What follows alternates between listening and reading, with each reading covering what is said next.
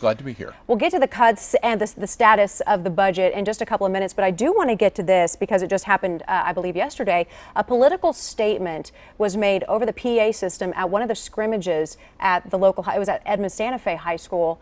How exactly did this happen? And now we're learning it might be someone actually tied to that candidate who made that announcement. Right.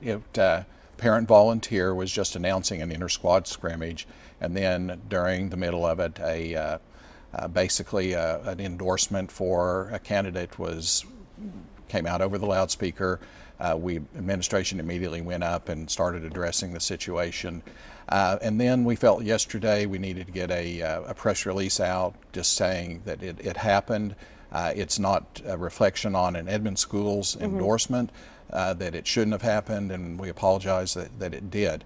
Since then, we've learned that the parent is a member of a campaign, so that may raise it to a different level of what we have to do and what we have to report, because we want to make sure that we're following the law, and that if we need to report it, then we will talk to probably the Ethics Commission and the district attorney, just so every base is covered. Okay. Because like I said, when we did the press release, we did not know these other facts. That it was tied to the campaign. That it was tied to the campaign at some Okay, way. and again, you're saying that Edmond is not in any way endorsing that state Senate candidate, or you really can't endorse We don't endorse any candidates, okay. And sometimes our pictures of our schools are used in advertisements by multiple candidates, and we just need to make sure that people understand that that is not an endorsement when someone uses a picture of a public building as an endorsement.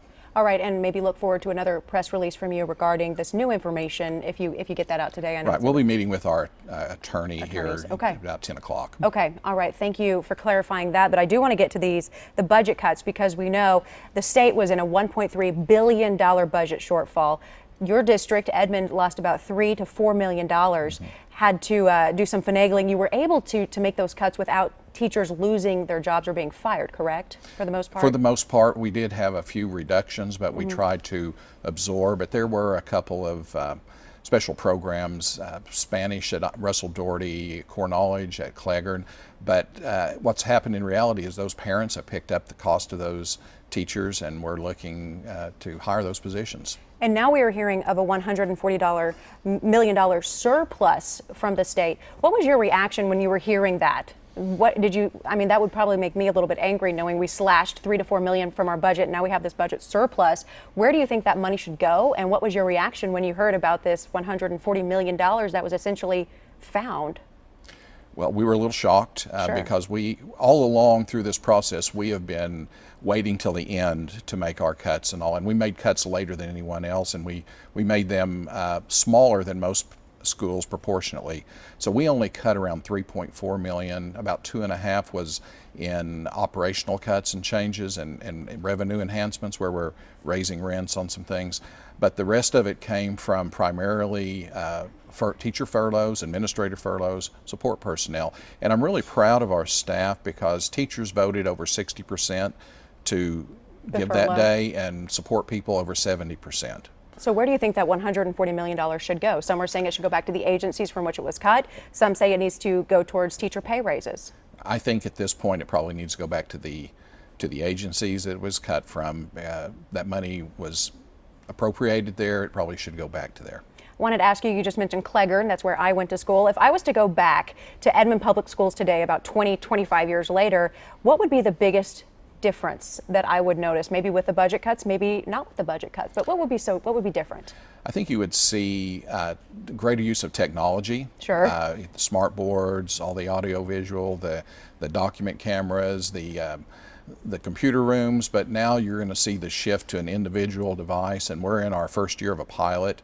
But within 3 years, all secondary students will be 1-to-1, where they'll have a device. Oh, wow. Okay. And then we'll be 2-to-1 in our elementaries. So it really will change the way kids learn and teachers teach. When I reached out to our viewers telling them that I had the chance to chat with you before school started, a lot of them wanted to know about great things like that, including the stadium that was just built, about $10 million. They wanted to know, and there's some confusion here, how can you build a stadium worth $10 million when you couldn't even afford to keep the school year in full session. You had to cut the school year last year. There's just some Right. confusion on how that money is spent. And just looking at it, it would seem like a stadium maybe is a little bit superfluous when you are looking at a school calendar being slashed and programs being cut. Right. Well, those come from bond issues, and bond issues for buildings cannot be used for any type of salaries for any personnel at all. Maintenance, teachers, custodians, administrators, it can never be used for that. Okay, that's just clarifying that because it is frustrating when you drive by and you see a brand Absolutely. new stadium and you think, well, why is my child's Spanish class getting cut or Right. something like that? So a bond issue there. We had a lot of questions from viewers. Want to get to this one from Kim. Why isn't all of EPS staff required to pass a drug test? What would be your answer to that? Well, what we do is we have random tests for support personnel in transportation, those ones that are required by federal law. Anytime we have a work comp injury, there's a test as well. But as far as a pre-employment test, we're not, one, it would be extremely expensive, and the other part would be that that's a negotiated item we would have to do. We can test on reasonable suspicion and some things like that, but we haven't really had a big issue. One of the things that we do is we do background checks every year, so we have a certain percentage that we re-look at their felony records checks. Now that has been cut this year because of budget cuts, because in 18 years we haven't had one person come up, so it seemed to me like it was an extra expense. A lot of money. We are running out of time. We did have one question about redistricting, which is something the district just went through because it is growing so fast. Lucretia wanted to know, should we expect another one because the population continues to grow? I wouldn't expect redistricting till we get to the 4th high school. All right. Thank you so much, Superintendent Brett Town. We appreciate the time. And again, if you get more updates on the political statement that was made at the scrimmage, continue to keep us in the loop. If you maybe take any legal action or just let us know the updates there as you look into it a little bit further. But we certainly appreciate the time. Enjoy back to school. It's such a fun time. My birthday's tomorrow, and I always remember my birthday was always the first day back to school, and I thought it was the best day ever. Everyone was celebrating with me in my new classroom. We appreciate it. Thank you. Have a great school year. We're back right after this.